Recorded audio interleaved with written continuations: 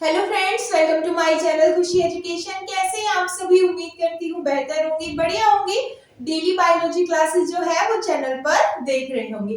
अगर आपने क्लासेस नहीं देखी है फ्रेंड्स और अब तक अपनी तैयारी नहीं की है बोर्ड एग्जाम्स की, तो डिस्कशन बॉक्स में आपको उसका लिंक मिल जाएगा।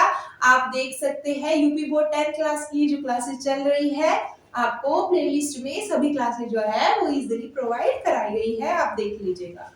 जो आज की क्लास है वो है 13। इससे पहले 12 क्लासेस जो है हमने कंप्लीट करा दी है। अब कुछ ही जो लॉन्ग क्वेश्चंस की क्लासेस है हमारी बची है, देन उसके बाद हम शॉर्ट क्वेश्चन एमसीक्यूज आपको चैनल पर कराएंगे। तो चलिए देख लेते हैं आज का जो क्वेश्चन है। दो टॉपिक को आज की क्लास में मर्ज करके पढ़ेंगे हम, जिससे आपको और अलग क्लासेस जो है अलग वीडियोस ना देखनी पड़े, आपका टाइम बचे और जल्दी से ज्यादा आपका कवर हो सके सिलेबस। तो चलिए देख लेते हैं। निम्नलिखित को संक्षेप में समझाइए। डार्विनवाद और लेमार्कवाद को आज देखेंगे। सबसे पहले डार्विनवाद देख लेते हैं, देन उसके बाद हम लेमार्कवाद को पढ़ेंगे। देखते हैं डार्विनवाद, जो चार्ल्स रॉबर्ट डार्विन, पूरा नाम क्या है इनका? चार्ल्स रॉबर्ट डार्विन है। ब्रिटेन के प्रसिद्ध प्रकृतिवादी वैज्ञानिक यानी कि नेचुरलिस्ट। जीव जंतुओं का अध्ययन करने के पश्चात उन्होंने देखा कि जीव जंतुओं में बहुत सी विभिन्नताएं तथा समानताएं पाई जाती हैं। यानी कि ऐसे जीव जंतु जिनमें कुछ समानताएं भी पाई जाती है और कुछ विभिन्नताएं भी पाई जाती हैं।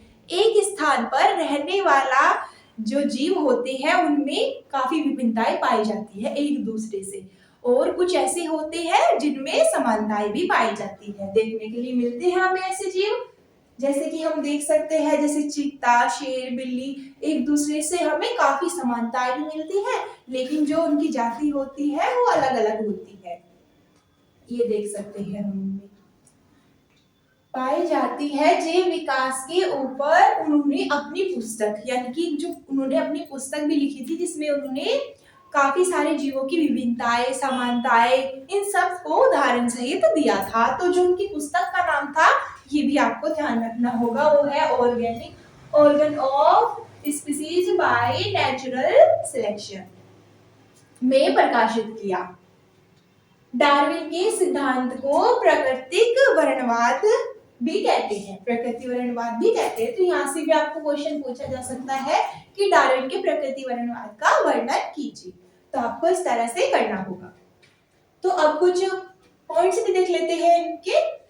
डार्विनवाद मुख्यतः निम्नलिखित तथ्यों पर आधारित है, यानी कि जो डार्विनवाद है वो निम्नलिखित तथ्यों पर आधारित है। जो इन्होंने दिए हैं पॉइंट्स, उनको देखेंगे हम।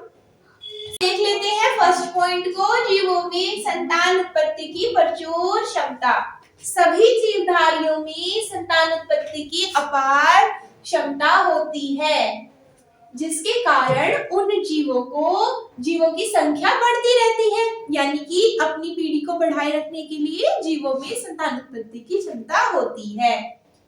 उदाहरण के लिए हम समझ सकते हैं मादा एस्केरिस। मादा एस्केरिस, जैसा कि आप यहाँ पर स्क्रीन पर देख ही रहे होंगे डायग्राम में, अपने जीवन काल में 2.5 करोड़ अंडे देती है। अपने पूरे लाइफ टाइम में कितने अंडे देती है? 2.5 करोड़। तो कितनी भारी संख्या में ये जीवों की उत्पत्ति करती है। एक सीप जो होती है जन्म काल में कितने देती है? 10 लाख तक अंडे देती है। तो अपनी जाति को बनाए रखने के लिए ऐसे जीव संतान उत्पत्ति करते हैं। अब देख लेते हैं सेकंड पॉइंट, जीवन संघर्ष। जीवन संघर्ष क्या होगा उसमें भी देखेंगे। प्रत्येक जीवधारी को जल, भोजन, आवास, प्रकाश, इन सभी की आवश्यकता होती है। अतः इन आवश्यकता हेतु आपस में ये जीवन संघर्ष करते रहते हैं। भाई अपने आप को जो जीव है वो जीवित रखने के लिए इन सभी इन्हीं सभी पर आश्रित होते हैं। सभी को जल की भी आवश्यकता होती है, पानी की भी, भोजन, आवास, इन सभी की आवश्यकता होती है। तो जीव जो होते हैं इन सभी के लिए संघर्ष करते हैं। अब देख लेते हैं थर्ड पॉइंट, विभिन्नताएं। प्रकृति में प्रत्येक जाति के जीवों में विभिन्नताएं मिलती मिलती है, प्रत्येक जाति के जीवों में आपस में विभिन्नताएं मिलती है। एक घर में पाए जाने वाले सदस्य भी एक समान नहीं होते, उनमें भी कई सारी विभिन्नताएं देखी जाती है, चाहे वो रंग का हो, चाहे वो लंबाई का हो, आप इस तरह से देख सकते हैं।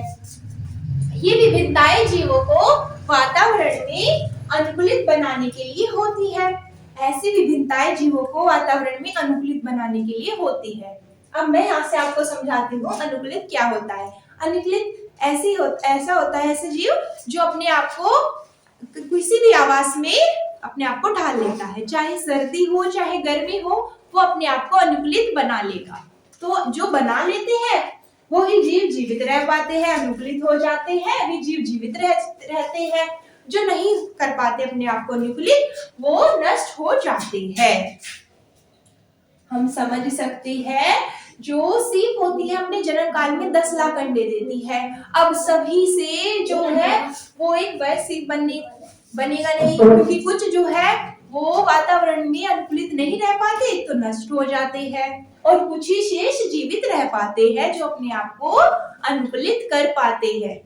तो ऐसे जीव को हम अनुकूलित जीव भी कहते हैं। योग्यता की उत्तरजीविता, योग्यता की उत्तरजीविता। देखते हैं ऐसे जीव आवश्यकता अनुसार परिवर्तन करके सव्य को और अधिक अनुकूलित बना लेते हैं। जीवन संघर्ष में वे ही जीव जीवित रहते हैं, जैसा हमने अभी इससे पहले पॉइंट में भी समझा था। अगर जीव अपने आप में वातावरण के प्रति परिवर्तन नहीं करेंगे तो ऐसे जीव जो है वो नष्ट हो जाएंगे, और जीवन संघर्ष है जीवों में चलता रहता है। नई जाति की उत्पत्ति देख लेते हैं, जो लास्ट पॉइंट है हमारा। जीवधारियों में उत्पन्न विभिन्नताएं पीढ़ी दर पीढ़ी वंशागत होती रहती है, यानी कि जो जीव होते हैं उनमें जो वंशागत होती है वो पीढ़ी दर पीढ़ी एक दूसरे से पूछती रहती है। किसके थ्रू? डीएनए के थ्रू। कई जातियों के बाद ये विभिन्नताएं एकत्रित होकर नई प्रजाति का विकास करती है।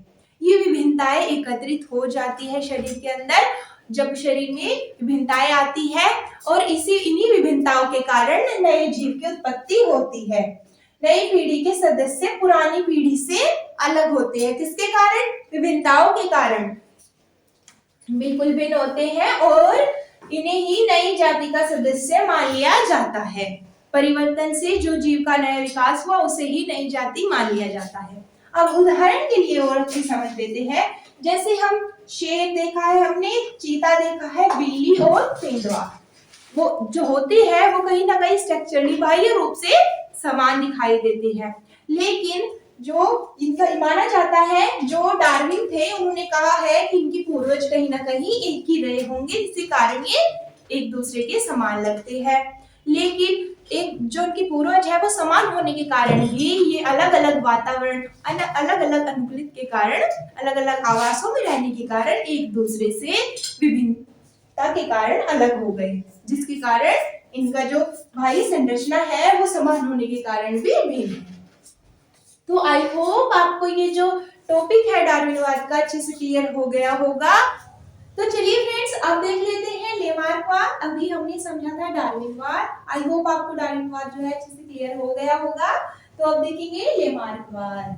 इसकी थ्योरी जो है मैंने इस तरह से नोट कर ली है। यहाँ पर देखते हैं जीन ब्रेटेस्ट डी लेमार्क, जिनका पूरा नाम था वो है जीन ब्रेटेस्ट डी लेमार्क। फ्रांस के एक प्रसिद्ध वैज्ञानिक थे। कहाँ के वैज्ञानिक थे? फ्रांस के वैज्ञानिक थे। इन्होंने जैव विकास के संबंध में, यानी कि जीव जो है वो किस तरह से विकास करते हैं, उस सभी के संबंध में अपने विचारों को, अपनी पुस्तक जो थी इनकी फिलोसफी जूलॉजी की, इन्होंने 89 में प्रकाशित किया। 89 में अपनी पुस्तक में जीव विकास के संबंध में इन्होंने सभी चीजों को जो है वो डिटेल में उदाहरण सहित हमें दिया, जिसको हम पढ़ते हैं इनकी पुस्तक में। इनका सिद्धांत जो है वो लेमार्कवाद के नाम से अधिक प्रसिद्ध है। लेमार्कवाद के नाम से क्या है? अधिक प्रसिद्ध है। लेमार्कवाद निम्नलिखित तथ्यों पर आधारित है, जो हम इस प्रकार से देखेंगे। अभी एक एक पॉइंट से समझेंगे तो चलिए समझ लेते हैं आकार में वृद्धि की प्रवृत्ति। जीवों में आकार में वृद्धि की प्रवृत्ति किस प्रकार से होती है? लेमार्क के अनुसार जो जीवधारी होते हैं तथा उनके अंगों के आकार में वृद्धि जो है वो स्वाभाविक है, यानी कि स्वाभाविक प्रवृत्ति है सभी जीवों में। ये जो शरीर में वृद्धि है एक समय पर वृद्धि का, यानी कि जो जैसे हम बचपन में दिखते हैं ऐसे हम बड़े होकर नहीं दिखते, बाल्यावस्था में नहीं दिखते। जैसे हम बाल्यावस्था में दिखते हैं उसी प्रकार से हम किशोर अवस्था में नहीं दिखते। जो शरीर का आकार है, अंगों का आकार है, वो जो है वो वृद्धि कर लेता है। तो उन्होंने क्या बताया, ये जो प्रवृत्ति है अंगों की वृद्धि की वो स्वाभाविक है। अब देख लेते हैं दूसरा पॉइंट। सेकंड पॉइंट क्या है? वातावरण का सीधा प्रभाव। वातावरण का सीधा प्रभाव, संसार के समस्त प्राणियों पर वातावरण का प्रभाव पड़ता है। जिस तरह वातावरण यानी कि एटमॉस्फेयर में चेंज होगा, बदलाव होगा, सर्दी गर्मी बसंत ऋतु ये सब जो होगा वातावरण में, उन सभी का जो प्रभाव है वो जीवों पर पड़ता है। चाहे उसमें कोई भी जीव हो, सभी पर समान रूप से वातावरण का प्रभाव पड़ता है, जिसके परिणाम स्वरूप प्रत्येक जीव की शारीरिक संरचना, जो शारीरिक रचना होती है एवं स्वभाव में निरंतर जो होता है वो परिवर्तन होता रहता है। हमें पता है जिस प्रकार से वातावरण में परिवर्तन होता है उसी प्रकार जो जीव होते हैं अपने आप को अनुकूलित कर देते हैं। अनुकूलित के बारे में मैंने डार्विनवाद में आपको भी बताया था।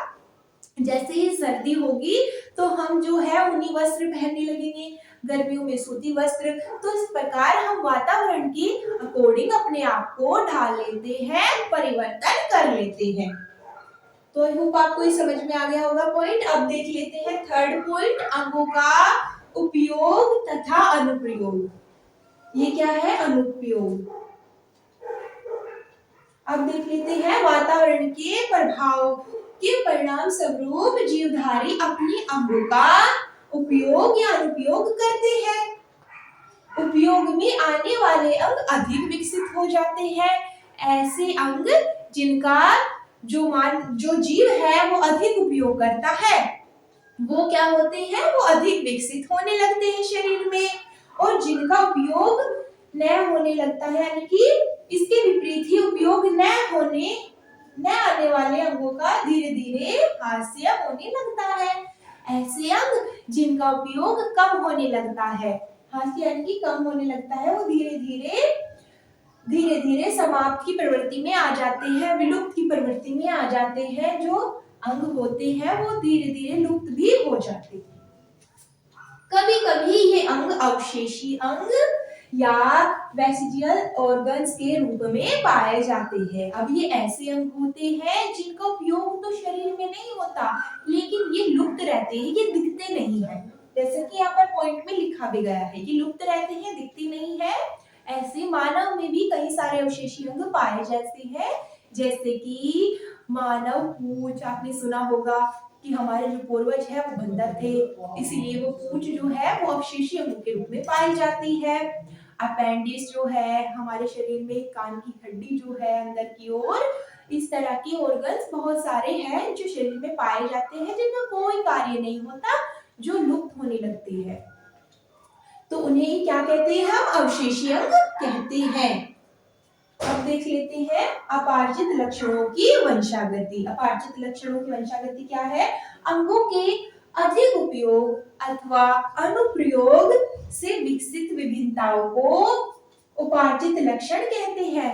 यानी कि जिस तरह हमने अभी देखा था, अंगों का उपयोग होगा और अनुप्रयोग होगा, इसी तरह से यहाँ पर भी यही बातें लिखी है।